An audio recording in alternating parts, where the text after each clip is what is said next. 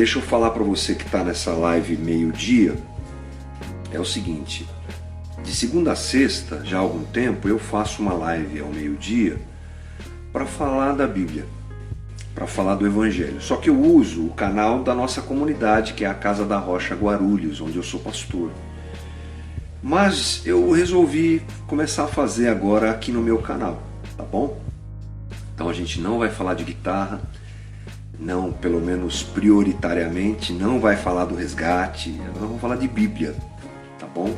E vou falar do Evangelho à luz do que eu tenho como formação, vou falar do Evangelho. Nós estamos falando, eu estou falando, né, já há alguns dias sobre espiritualidade cristã, espiritualidade bíblica. Então, eu já vou te avisar que essa live é de crente, assim, sabe? De crente mesmo. Para a gente conversar sobre a Bíblia. Eu tenho feito isso já há algum tempo, porque eu sei que essa é uma hora que o Evangelho precisa ser pregado.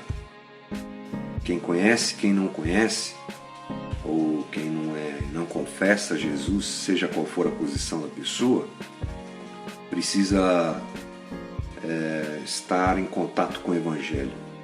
O Evangelho nos dá esperança, o Evangelho nos mostra a cruz, a obra redentora de Cristo. É para lá que nós temos que olhar.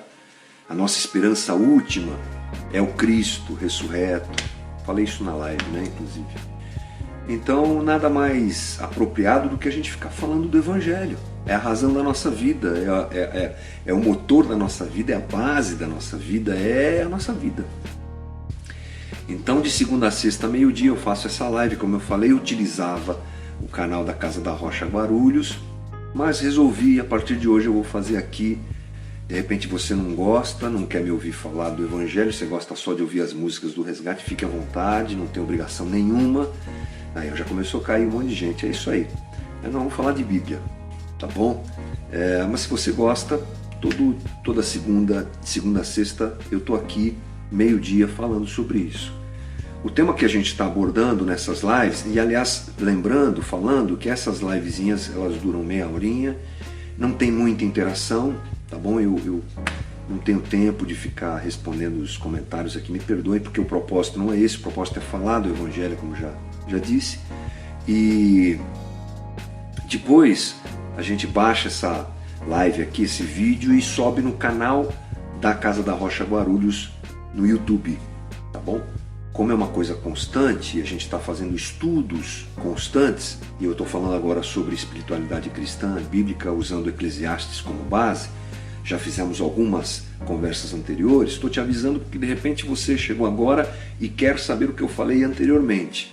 Dá um pulinho no canal no YouTube da Casa da Rocha Guarulhos. Lá tem um linkzinho lá, Conversas na Quarentena, que é essa live que a gente está fazendo. Você pode assistir as conversas anteriores e de repente se adequar ao papo que a gente vai seguir a partir de hoje aqui, tá bom? Obrigado pelo carinho. Isso não significa que o resgate não é importante ou que eu não ligo para o que você fala, não é isso. É só que o propósito é conversar sobre o Evangelho, falar sobre o Evangelho, porque tem muita dor, tem muito sofrimento ao nosso redor, tem muita tristeza, tem muita apreensão, muita ansiedade, muita gente desesperançada, desesperada, e a gente não pode deixar de olhar para isso. E nós mesmos, confessa aí, vai, nós mesmos estamos envolvidos numa situação inédita na nossa história humana, talvez, não é uma coisa tão grande, tão grave, tão complexa, que a gente mesmo está meio bagunçado. A gente mesmo está meio atrapalhado, a gente mesmo está com sentimentos meio afetados. Então, Evangelho, realidade, esperança, mudança de vida, transformação de caráter, vida em Cristo Jesus, tem que ser alguma coisa que fica batendo na cabeça da gente toda hora. Aliás, a gente perceber que não dá para viver sem isso é fundamental, né? E que você aproveite aí, espero que seja bom para você, tá bom? Todo dia, segunda a sexta, meio-dia, eu vou estar aqui batendo esse papo aqui. Se você tiver perguntas, aí você pode usar perguntas, né? Procure usar perguntas, se for o caso, e os comentários eu inclusive às vezes desativo, né, que fala, para que a live fique mais fácil de ser feita aqui. É o que eu vou fazer agora, tá bom? Não é desrespeito com você, para mim é importante o que você fala, o que você comenta, os elogios, as demonstrações de carinho. A gente está atordoado com tudo isso por causa da live, nesse sentido, a gente não esperava essa repercussão. E ela em si não é mais importante, não é o mais importante. Ela em si não é o mais importante. O mais importante é que o Evangelho de Cristo seja pregado. Então, se acontece isso através de uma live como a gente fez, e da repercussão que ela está ainda causando, graças a Deus, porque o nosso objetivo é falar de Jesus, e a gente vai gastar a nossa vida até envelhecer falando do Evangelho de Jesus, tá bom? Então, um beijo para vocês aí, obrigado pelo carinho. Mas agora a gente toca a vida falando de Evangelho, falando de Bíblia, tá? Essa é a tônica das nossas conversas aqui. Eu chamo essa conversa de Conversa na Quarentena, é um quadro que eu criei no canal da Casa da Rocha Guarulhos há algum tempo. Então vamos à nossa conversa da quarentena de hoje. Hoje é segunda-feira, que dia 4 de maio, já virou mês, né? 4 de maio de 2020, exatamente 12:05. Vou dar um panorama rápido sobre... Estou espirrando aqui, mas não é corona não. É só minha rinite que pega. Então vou dar um panorama rápido aqui para você a respeito do que a gente está falando. A gente está falando sobre espiritualidade. O que é espiritualidade? É qualidade daquele que busca algo espiritual. Espiritualidade é um termo pouco usado por nós, cristãos protestantes, porque durante muito tempo esse termo foi usado de maneira a linkar uma experiência sobrenatural, ele estava linkado a uma experiência da transcendência. Então a gente não usa muito. Crente, cristão, protestante, pentecostal também, quando eu digo isso, né, de modo geral, nós evangélicos, pronto, essa é a boa palavra para definir isso, não usamos muito a palavra espiritualidade, mas ela é uma ótima palavra para ser usada, porque ela define justamente essa busca que nós temos do que é espiritual. E a nossa espiritualidade, todo ser humano tem essa espiritualidade. Todos nós buscamos alguma coisa além do aqui. Todos nós queremos uma transcendência, todos nós queremos um contato com algo que não é palpável. E aí o homem procura diversos caminhos que lhe estão à disposição. Mas nós somos cristãos. Então a nossa espiritualidade, ela é cristã. Ela é cristã, ela é baseada no Cristo. E por ser cristã, ela só pode ser bíblica. A minha ideia de conversar com você sobre isso é trazer à tona a consciência de que a espiritualidade do cristão deve ser bíblica. Já que eu assumo que a minha espiritualidade dela é cristã, qual a base dela? Da onde ela vem? Quem eu ouço?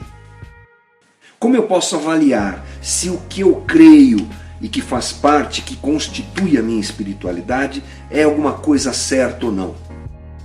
É a Bíblia. Então a nossa conversa tem sido essa. Tentarmos olhar para a Bíblia e encontrarmos as bases da nossa espiritualidade, para que a nossa espiritualidade seja adequada àquilo que ela tem que ser, que é a Bíblia. Essas conversas que nós temos tido.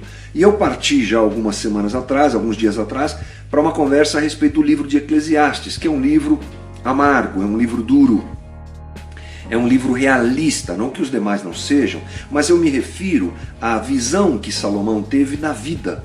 Ele é um livro assim, pá, pá, dá uns tapas na tua cara, você acorda, olha a vida, percebe o lugar que você está, olha onde você está inserido, olha o que você está vivendo, olha para esse mundo. Ele chama esse mundo de um mundo debaixo do sol, e ele é duríssimo nas suas colocações no sentido de autenticidade.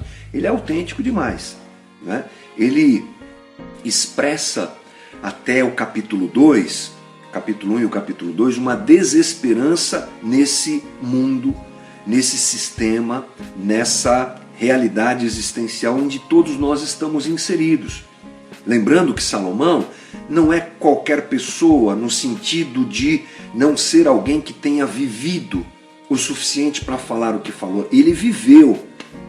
Salomão foi o rei mais importante de Israel, com o maior poder militar, o maior território que Israel já teve. Foi um cara altamente, completamente sábio, você sabe disso. Escreveu Salomão, Provérbios, perdão, escreveu Eclesiastes, escreveu Cantares de Salomão. Um cara altamente sábio, colocado numa posição de poder, de dinheiro, de satisfação de vida. Ele experimentou o que as pessoas acham que é o bom da vida. Imagina um cara que experimentou a vida em todos os aspectos. 1000 mulheres o cara teve, mulheres e concubinas, não é? Dinheiro, o que ele queria ele tinha. E aí ele escreve esse livro para dizer, olha, eu cheguei lá. Eu vi tudo que eu podia ver. Eu vi tudo que um ser humano pode ver. Eu desfrutei do melhor que esse mundo pode dar. E não é tudo isso, não. Aliás, não é nada disso. Ele é desesperançoso. Ele olha para o mundo e percebe que o mundo não tem nada. Ele olha para o mundo e ele percebe que o mundo é vazio. Que o que é que o homem ganha gastando a sua vida trabalhando? Por exemplo, é uma das perguntas que ele faz. O que é que vai acontecer depois que eu morrer? Quem vai ficar com o que eu construí aqui? O que é bom na vida? 3 perguntas que Salomão faz nesse texto. Vale a pena trabalhar tanto? Vale a pena? O que ganha um homem trabalhando tanto debaixo do sol? Quem vai ficar com o que eu construí depois que eu morrer? Outra pergunta interessante. E a outra, o que é o bom da vida? Então Salomão vai por esse caminho, é um caminho duro. Nós já falamos algumas coisas nas conversas anteriores e hoje eu quero dar sequência a algumas coisas. Eu vou repetir aqui, não tem jeito, porque o texto nos propõe essas repetições, mas que elas sejam usadas por nós para enfatizarmos algumas coisas, né? Eclesiastes é um excelente livro para nós dialogarmos com o contemporâneo, com os nossos contemporâneos, com aqueles que estão ao nosso redor nesse tempo que a gente está vivendo. Porque nós vivemos um tempo onde tudo não é o bastante. Já disse Harold Kushner, um rabino, que escreveu um livro com esse texto aí. Tudo não é bastante nesse tempo que a gente está vivendo. Todo mundo quer mais, e mais, e mais, e mais. O Eclesiastes não é um mero professor de sabedoria, ainda que mais honesto e direto que a maioria deles.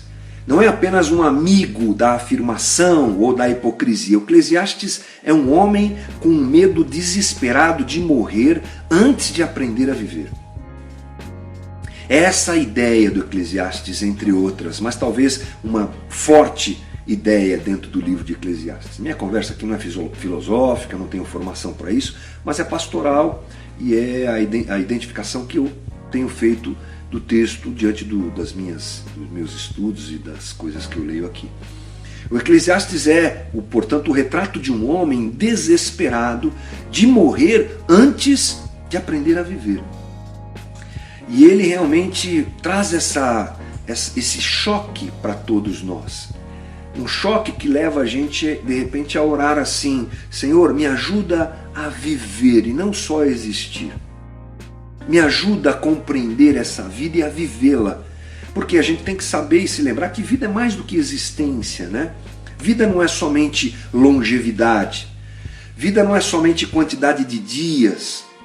Aliás, você pode se lembrar e pensar muito a respeito da vida diante de um cenário como esse que a gente está vivendo, que é um cenário de morte. Né? E não é brincadeira. Não é brincadeira o que a gente está vivendo, apesar do desprezo, apesar de muita gente não levar a sério. Isso é muito, muito sério. Né? E diante dessa realidade, a gente precisa se lembrar que quantidade de dias e de anos não é melhor do que uma vida abundante. A gente precisa aprender a viver nesses dias, não só muito tempo, mas vivermos nesses dias de maneira abundante. Porque lidar com a morte realmente é uma coisa muito complexa e muito difícil. Por isso nós precisamos entender que a vida é algo a ser percebido efetivamente, completamente, adequadamente, porque a vida é frágil, ela passa e ela acaba. Essa é uma das crises de Eclesiastes. Com o que eu tenho gasto a minha vida? Eu tenho feito da minha vida só um movimento de existência, um fenômeno biológico, fisiológico, ou eu tenho percebido a vida adequadamente? Porque o fato de nós nos tornarmos mais velhos, às vezes a gente pensa que alguém que está ficando mais velho necessariamente fica mais sábio, mas não é bem isso. Há um certo tipo de sabedoria na velhice, porque você vai vivendo experiências diferentes, vai acumulando experiências na tua vida, mas de modo geral não é sempre que a velhice representa qualidade, entendimento, sabedoria. A gente precisa se questionar sempre onde nós temos colocado os valores da nossa vida, para que essa vida, ao ser vivida, seja uma vida que proporciona que nós encontremos sabedoria. Preciso pensar mais nessas coisas, a gente precisa mais de reflexão sobre onde eu tenho encontrado satisfação na vida. E a exposição bíblica, ela deve funcionar como um instrumento para cutucar a gente nesse aspecto. O rabino Henry Sobel disse que a função da exposição bíblica, essa eu ouvi do meu professor Zé Machado, ele diz assim: a função da exposição bíblica, das conversas sobre a Bíblia, é consolar os abatidos e abater os consolados. Eu achei isso incrível. Ou seja, a Bíblia precisa fazer a gente perder o sono, né? O que é que tem feito isso? A Bíblia precisa gerar isso em nós. Olharmos para a vida, olharmos para a existência, olharmos para o que nós estamos passando, perceber se temos aprendido o que temos que aprender, se temos valorizado o que precisa ser valorizado.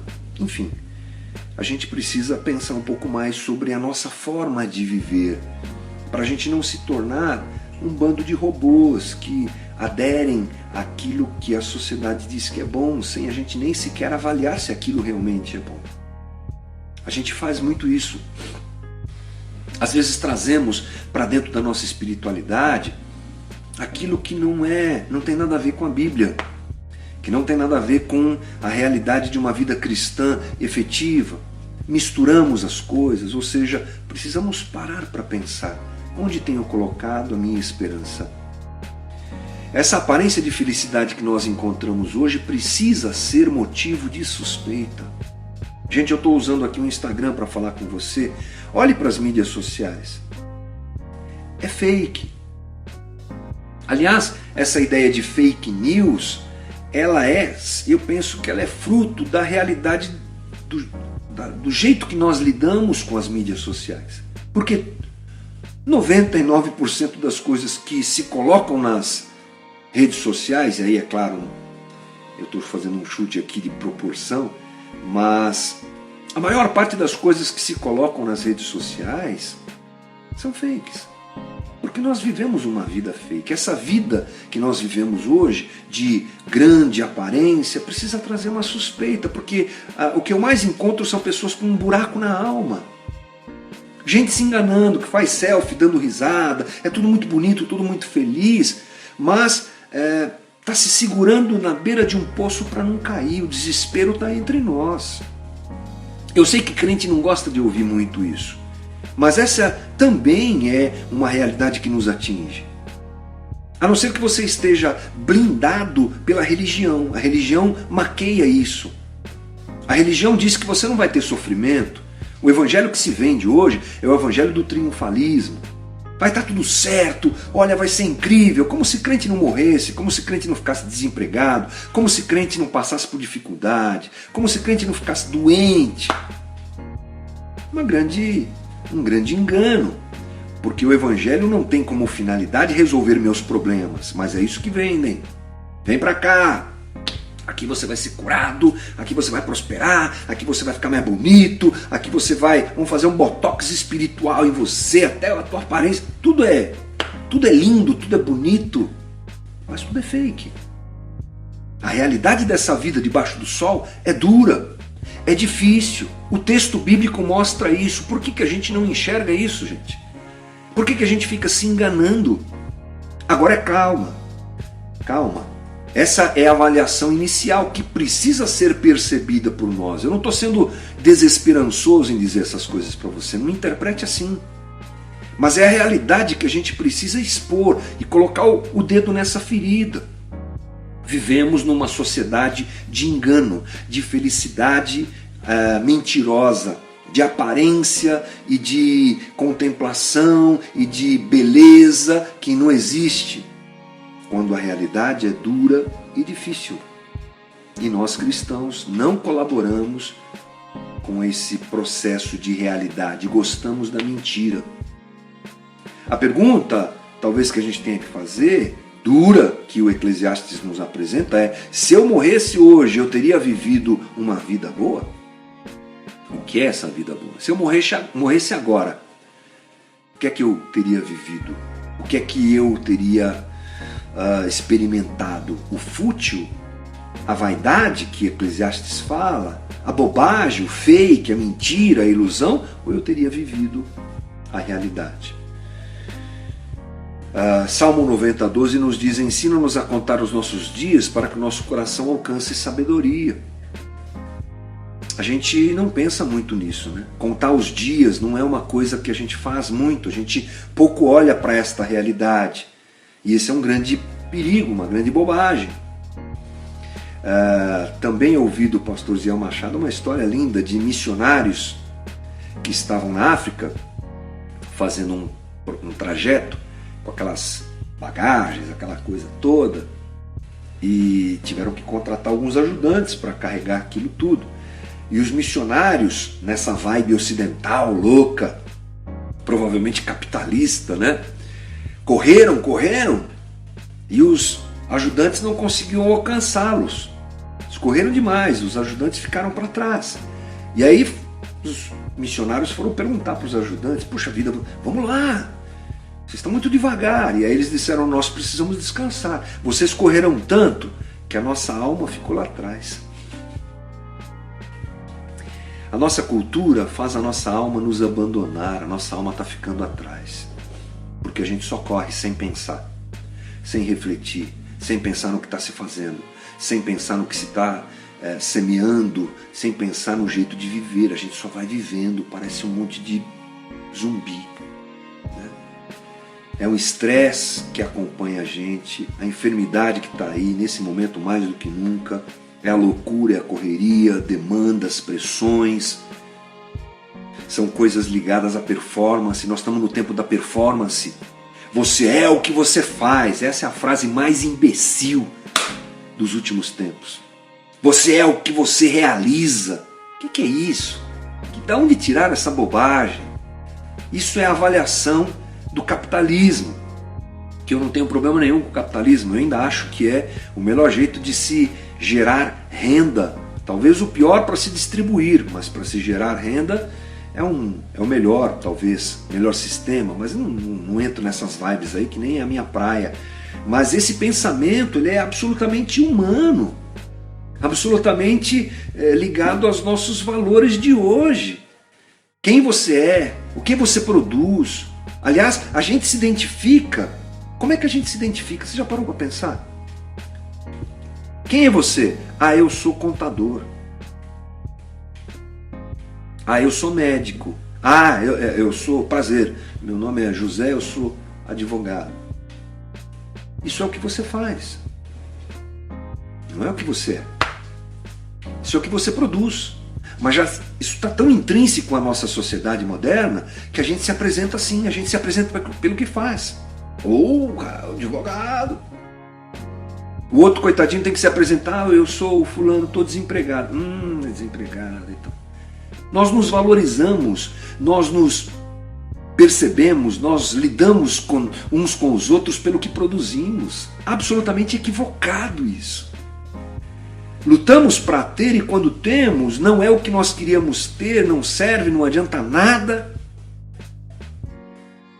Vivemos o vazio desses dias. Então o autor de Eclesiastes apresenta algumas coisas que existem debaixo do sol e que servem de locomotiva para a vida de muita gente. Eclesiastes, gente, milhares de anos atrás, já escreveu sobre isso. Poder, glória e riqueza são as três grandes locomotivas que movimentam o coração das pessoas.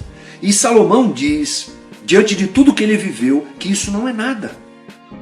Ele experimentou tudo isso, por isso ele tem autoridade. Por isso ele tem condição de dizer, olha, eu experimentei poder, eu experimentei riqueza, glória, saber tudo, e lá não tem nada. Se você subir essa montanha, você vai chegar lá em cima e não vai encontrar nada, não tem nada. Vaidade de vaidade. Vaidade, eu falei isso nos vídeos anteriores, vaidade é o sopro, a fumaça que sai da boca da gente na época do frio, que some, não dá para você reter ela, ela some, desaparece. Esse é o termo hebraico usado por Salomão, vaidade da vaidade. Essas coisas não dão sentido à vida. São passageiras, efêmeras, ao contrário do que o nosso século diz. Nosso século diz, é isso, você precisa disso. Não! Isso não responde, não dá razão à nossa vida. Quais foram as buscas e quais foram as descobertas de Salomão? A gente pode fazer esse caminho juntos nos próximos dias e percebermos isso. Exemplos de gente que viveu a vida da maneira mais fútil possível, né? Mais vazia possível. E gente que viveu a vida produzindo não é um termo que cabe aqui, me equivoquei, vivendo a vida de uma maneira profunda. Eclesiastes 1:12 diz assim, vou ler aqui o texto e a gente conversa mais um pouquinho, mas já está quase na hora de acabar, falei demais hoje. Eu, o mestre, fui rei de Israel em Jerusalém. Dediquei-me a investigar e a usar a sabedoria para explorar tudo que é feito debaixo do céu. Que fardo pesado Deus põe sobre o ombro dos homens. Tenho vivido tudo que é feito debaixo do sol. Tudo é inútil, é correr atrás do vento.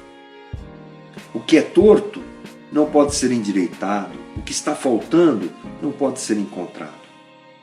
Pensei comigo mesmo, eu me tornei famoso, ultrapassei em sabedoria todos os que governaram Jerusalém antes de mim, de fato adquiri muita sabedoria e conhecimento. Assim eu me esforcei para compreender a sabedoria, bem como a loucura e a insensatez, mas aprendi que isso também é correr atrás do vento. Pois quanto maior a sabedoria, maior o sofrimento. Quanto maior o conhecimento, maior o desgosto. Olha que forte. Pensei comigo mesmo, vou experimentar a alegria, descubra as coisas boas da vida, mas isso também se revelou inútil. É a leitura de Salomão. E nesse trecho, vou continuar aqui já, não existe a palavra Deus.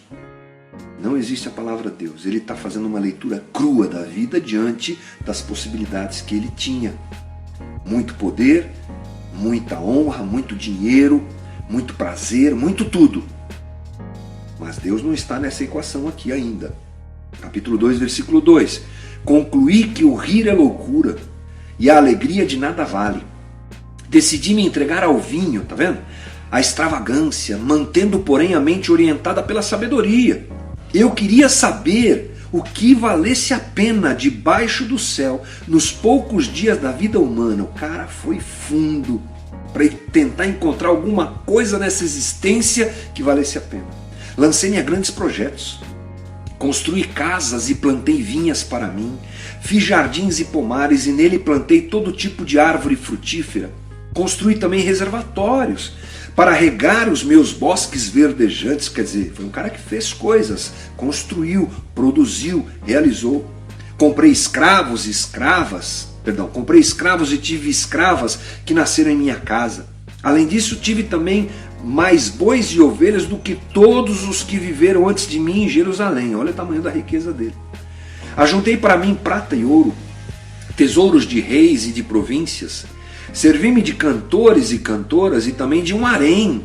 As delícias do homem, ele diz aqui. Tornei-me mais famoso e poderoso do que todos os que viveram em Jerusalém antes de mim, conservando comigo a minha sabedoria. Não fui louco, eu fiz consciente tudo o que fiz. Não me neguei nada os que os meus olhos desejaram. Imagina isso. Não me neguei nada que os meus olhos desejaram. O que eu desejei, eu tive. Não me recusei a dar prazer algum ao meu coração. Na verdade, eu me alegrei em todo o meu trabalho. Essa foi a recompensa de todo o meu esforço. Contudo, quando avaliei tudo o que minhas mãos haviam feito e o trabalho que eu tanto esforçava para realizar, percebi que tudo foi inútil. Foi correr atrás do vento. Não há qualquer proveito no que se faz debaixo do sol. 12. Então passei a refletir na sabedoria, na loucura, na insensatez. O que pode fazer o sucessor do rei a não se repetir o que já foi feito? Percebi que a sabedoria é melhor do que a insensatez, assim como a luz é melhor que as trevas. O homem sábio tem olhos que enxergam, mas o tolo anda nas trevas. Todavia percebi que ambos têm o mesmo destino, o tolo e o sábio. Então pensei comigo mesmo, o que acontece ao tolo também me acontecerá. Que proveito eu tive em ser sábio? Então eu disse ao meu íntimo, isso não faz o menor sentido. Nem o sábio, nem o tolo serão lembrados para sempre nos dias futuros. Ambos serão esquecidos. Como pode o sábio morrer como morre o tolo? Salomão faz uma investigação da vida. E ele vê que a vida debaixo do sol não tem valor nenhum. Mesmo tendo ele tudo que teve, construindo tudo que construiu, vivendo tudo que viveu. E eu acho muito contextualizada a expressão, não deixei de me dar nada que eu desejei. Tudo que o meu coração desejou, eu peguei e trouxe para mim. Não me impedi de dar a mim o prazer, qualquer que fosse, mas eu vi que não tem nada de bom nessa vida e que, inclusive, toda essa sabedoria que eu tenho vai me levar para o mesmo lugar que o tolo. Ambos vão morrer. Do capítulo 1 e capítulo 2 até o 16, Salomão faz essa leitura bíblica, essa leitura da vida, melhor dizendo, que nós, cristãos, precisamos fazer. Inclusive para alertar o nosso coração de que não há nada nesse mundo debaixo do sol que atenda efetivamente às nossas expectativas transcendentais. Tudo chega aqui dentro e não resolve. Nada, melhor dizendo, chega aqui para resolver a nossa existência. A gente continua sem nada. Falei muito, meia hora tá bom, né, gente? Valeu. Amanhã a gente vai continuar essa conversa aqui, porque muitas dúvidas são apresentadas. Vamos falar um pouquinho sobre a dúvida. É possível ter dúvida e conciliar dúvida e fé? Será que dúvida é o contrário de fé? Ou não? Talvez seja, talvez não. 2 perguntas aqui, vamos ver se eu posso atendê-los. O Alexandre dizendo aqui que... obrigado, Alexandre Paz, passando só para agradecer por você se permitir ser usado para trazer esclarecimentos. Eu que agradeço, Alexandre, obrigado pelo carinho. Muito legal a gente poder... eu só não sei como é que volta agora. Tomo um banho desse negócio. Qual a versão que eu li? É o Moisés. Deve ter sido a NVI, ou Moisés. Esse texto estava no meu Word já há algum tempo. Amanhã eu te falo. Desculpa aí. Amanhã eu te falo. Tá bom? Cara, eu tomo um baile desse negócio aqui. Vou ativar os comentários aqui para deixar um abraço para vocês. Obrigado. Deus abençoe. Assim, pessoalmente agradecendo por aquilo que a gente viveu no sábado. Foi surreal. E a gente não está feliz só pela repercussão.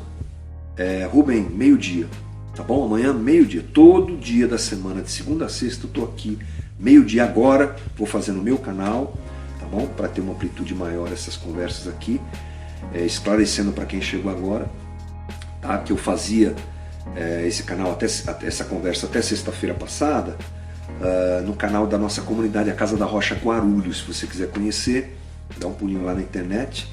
Mas eu sempre brinco, procure a Casa da Rocha Guarulhos, porque se procurar só a Casa da Rocha, cai lá no concorrente que é o Zé Bruno, tá bom? Piadinha básica, né? Mas a gente está muito feliz, não só pela repercussão da live, isso deixou a gente meio espantado, assim, né? Uma loucura. Entramos no Trend Topics do Twitter, com 2 hashtags, 250 mil visualizações na live. Foi uma coisa surreal, né? Os números das cestas básicas eu não vou divulgar ainda para vocês, porque nós estamos fechando isso ainda, tá? Mas um número louco, assim, explodiu, sei lá o que aconteceu.